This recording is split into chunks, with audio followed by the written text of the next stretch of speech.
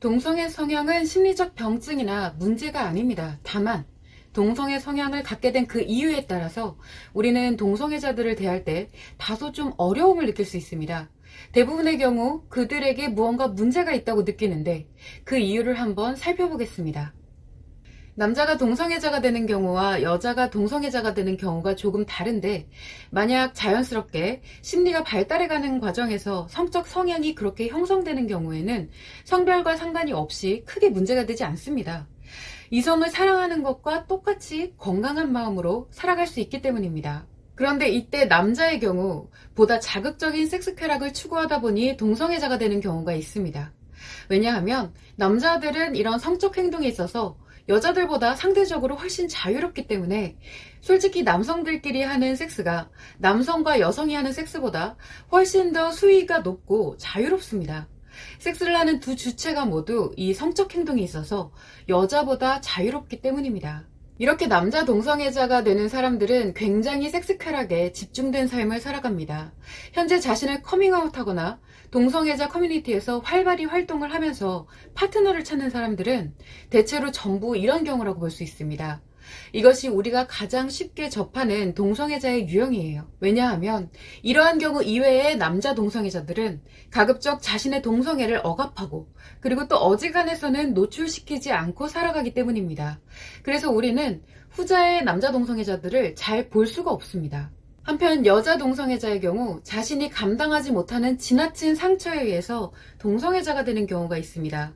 가령 어린 시절에 어떤 남자에게 성폭력 범죄를 당했다거나 하는 경우라면 그때부터 모든 남자들이 상처의 대상이 되다 보니 남자를 대면하는 것만으로도 숨막히는 상처가 작용을 하게 되고 숨을 쉴 수 있는 곳이 유일하게 이 여자와의 인간관계밖에는 없게 되는 것입니다. 혹은 부모의 방치 속에서 이 방치조차도 상처인데 이렇게 방치를 당하면서 학교폭력을 당했다거나 하는 경우 어마어마한 상처가 되겠죠. 이렇게 아무도 자신의 상처를 돌봐주지 않는 상태에서 비교적 자신의 상처를 쉽게 공감하고 위로해주는 동성에게 사랑을 느끼게 되기도 합니다.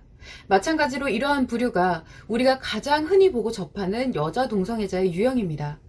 이때 마찬가지로 상처가 없는데 자연스럽게 어쩌다 보니 심리가 발달해가는 과정에서 동성애자가 된 여자 동성애자들은 우리가 잘 볼 수가 없습니다. 굳이 자신의 삶을 노출하지 않기 때문이에요. 자, 그러면 무엇이 문제가 되느냐? 앞서서 우리가 비교적 쉽게 접하는 이 남자 동성애자들의 경우 이성애자들과 섹스 쾌락에 대한 기준 자체가 다릅니다. 도덕과 윤리 같은 것이 거의 적용이 안 돼요.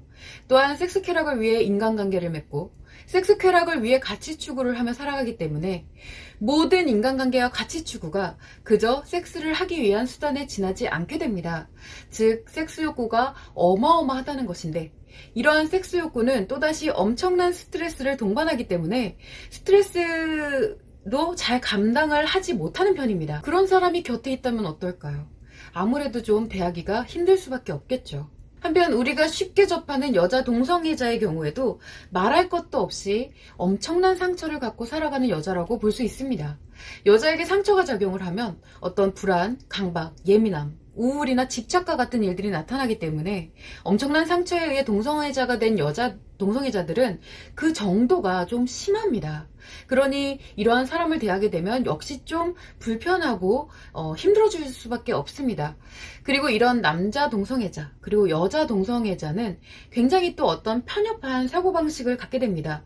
왜냐하면 자신의 삶에 작용하는 가장 큰 두 가지가 섹스 쾌락이거나 상처다 보니 어쩔 수가 없는 것입니다. 자, 상황이 이렇다 보니 우리가 동성애자들을 바라볼 때 동성애자는 좀 이상해, 동성애는 정신병증이야, 그런 생각을 갖게 되는데 사실 잘 생각해보면 동성애자여서 그런 것이 아닙니다.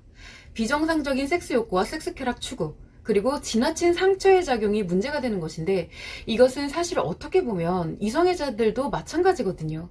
그런데 이성애자들은 이 세상의 절대 다수인 반면에 비교적 동성애자들의 집단은 소수이다 보니까 너무 그러한 왜곡된 부분만 부각이 돼서 보여지는 것 뿐입니다. 한편 심리가 발달해 나가는 과정에서 자신도 모르게 자연스럽게 어떤 동성애적인 기억들이 쌓여서 지나친 섹스쾌락 추구나 상처가 없이도 자연스럽게 동성애자가 되는 경우도 있다고 말씀을 드렸죠. 이런 경우는 자신의 성적 성향을 어지간해서는 외부에 노출하지 않고 살아가면서 동성과 사랑을 하고 인연이 되는 경우에는 이 이성애자 못지않게 건강하고 행복하게 잘 살아갑니다. 만약 주변에서 이런 사람을 보면 그 사람이 사실 동성애자인지도 잘 알 수가 없고요. 되게 괜찮은 사람이라고 생각을 합니다. 자, 그렇다면 치료해야 할 것은 동성애 자체가 아니라 결국 지나친 섹스쾌락 추구와 지나친 상처겠죠.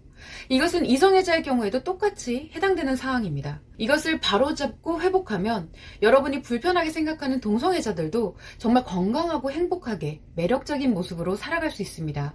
남자든 여자든요. 즉 동성애자일지라도 이성애자와 똑같이 어쩌면 그보다 더 강한 열정과 사랑으로 행복하게 잘 살아갈 수 있다는 뜻입니다. 자, 그럼 이 어떤 지나친 섹스쾌락이나 지나친 상처가 아니라 동성애 자체를 치료할 수 있나요? 라고 생각을 하실 수 있을 거예요. 일단 제 개인적인 입장으로서는 동성애는 이 정신질병이 아니기 때문에 치료라고 말을 하기도 참 어렵습니다만, 만약 동성애자가 이성애자로 전환할 수 있느냐라는 개념이라면 충분히 가능합니다.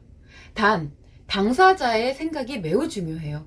그 누구의 생각도 아닌 본인 당사자가 직접 그것을 원해야 합니다. 동성애 당사자에게는 두 가지 선택지가 있습니다. 하나는 이성애자로 전환해서 행복하게 살고 싶다. 이것은 충분히 가능합니다.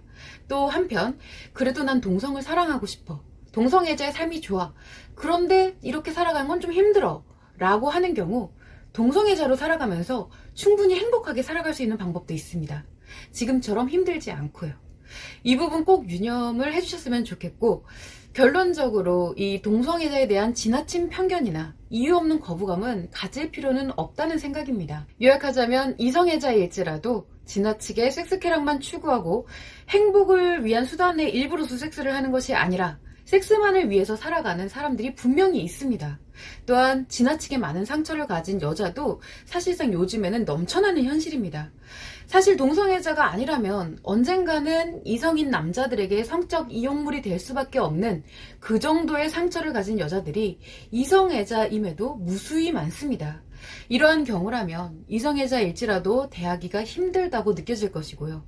그저 그런 사람들 중 일부가 동성애를 선택한 것 뿐이며, 그런 유형의 사람들이 현재 자신들을 계속 노출을 하다 보니 그런 모습들이 마치 동성애의 상징인 것처럼 보여지고 있다라는 내용이었습니다. 자, 이러한 점들을 한번 참고를 해보셔서 주변이나 어떤 미디어 매체에서 볼 수 있는 사례를 통해서 정말 근본적인 문제는 무엇이었는지를 해석해보는 시간을 가지면 좋을 것 같습니다.